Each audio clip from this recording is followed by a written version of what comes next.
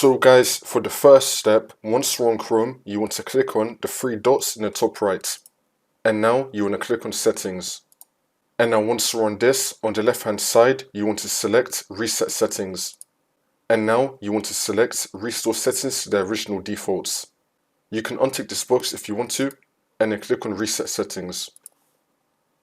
For the next step, if you're using a VPN or proxy, then you want to disable it. For the next step, you want to go to search and type in view network connections. Click on it.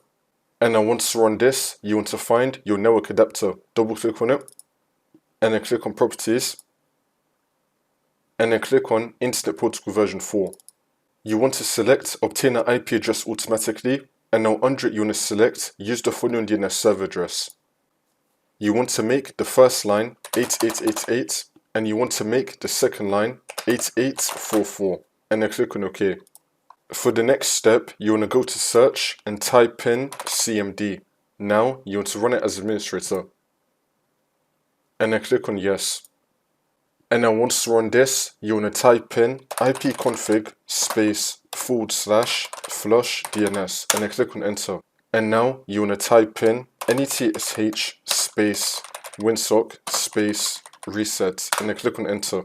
And now for the last step, you want to restart your computer, and then the problem should be fixed.